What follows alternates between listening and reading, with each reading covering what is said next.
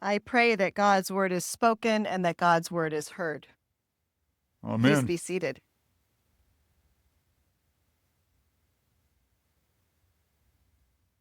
Merry Christmas.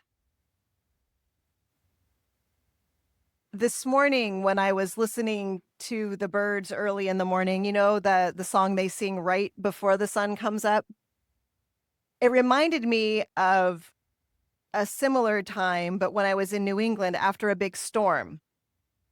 And the next morning, the birds would be singing, and it was this song of, oh my gosh, we made it, right? There's that sense of relief of having gotten through something really amazing. And that's what I heard our small feathered friends singing this morning.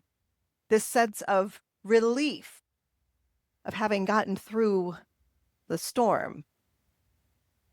It's a beautiful way to begin Christmas morning, actually. So I shared last night, and I'll share again this morning.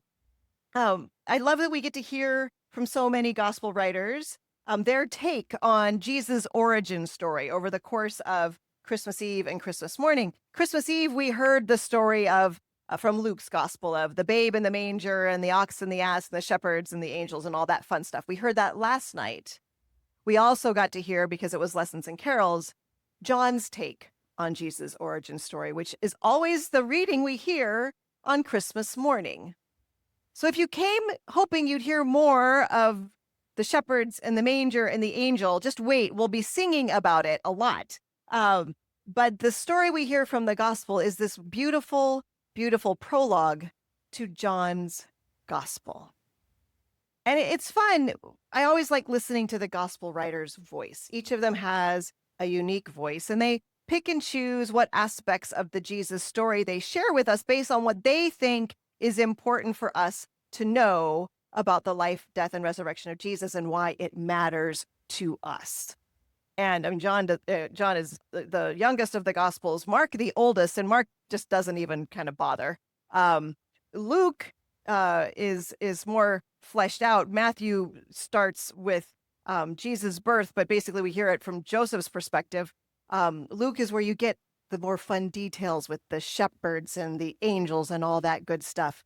And it's a sense of this sort of growing anchoring in history, this story of Jesus and where he fits. And then John comes along and says, yeah, I got you beat.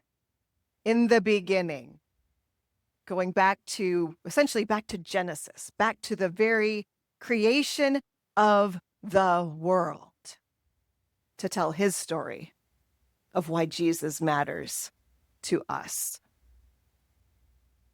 In fact, John even starts his gospel with the same words as Genesis, just in Greek, Bereshith in Hebrew, in the beginning. In the beginning was the Word, and the Word was with God, and the Word was God. Let there be no mistake how John understands who Jesus is and the eternal nature of Jesus. And really, this great assurance that despite all evidence of the contrary, when we look out there in the world and see how broken it is, that God's plan of love has been God's plan all along. God's plan to be one of us, to dwell with us, to take on human flesh, and to know us at this incarnate level. It's an amazing, amazing thing to seek to comprehend. It's a good thing we have 12 whole days of Christmas. I could use a few more. I don't know about you. We have 40 like we do of Lent or 50 like we do of Easter. I would be all for that. Some people do celebrate Christmas all the way to February 2nd, the Feast of the Presentation. They may have something there. Yeah, we could do that. Yeah, we could totally. I keep the candles up, keep the poinsettias happy. We could do that. It takes more than one morning to ground ourselves in this incredible story. And in a time when we have a crisis of loneliness and that even medical professionals are worried about what this loneliness means for our very health, the message we hear in John's gospel this morning is transformative. The Word became flesh and dwelled among us. John's seeing in all these promises of the prophets of Emmanuel, God with us, realized in Jesus. We are not alone, ever. And we never have been. In the beginning was the Word. And the Word was with God, and the Word was God. He was in the beginning with God, and all things came into being through him, and without him, not one thing came into being. What has come into being in him was life, and the life was the light of all people. And the line that I am hanging on to, like a life raft right now, brothers and sisters, the light shines in the darkness, and the darkness did not overcome it. I know I have some grammar nerds in the room with me, right?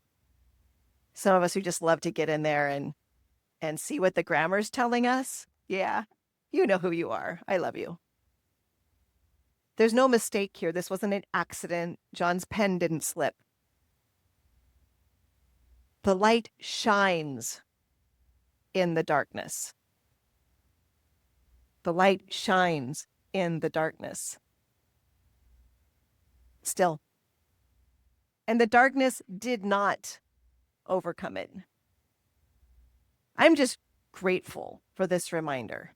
The light shines in the darkness. This has not ended. It's still going. But death's attempt to snuff it out?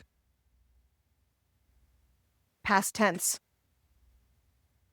Very limited past tense, circumscribed verb there.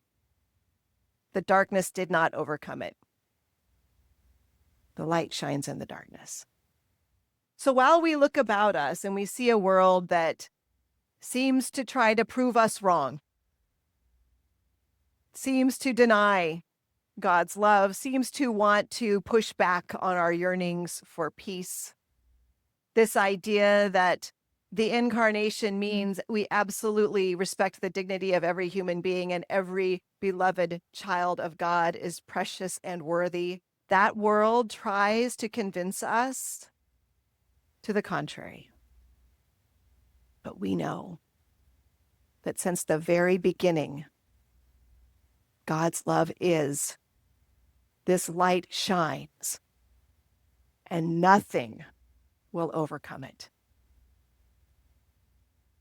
So, beloved Christmas people, as you live deeply into these next 12 days, or go ahead and try on carrying Christmas till February 2nd and the Feast of the Presentation, let this light shine deeply in you. Insist on its shining,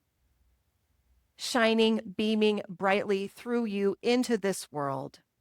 Be part of what keeps that light shining in the world, sharing that light and that love with others so it continues to grow.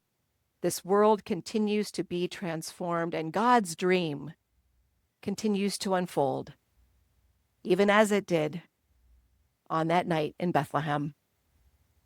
Merry Christmas.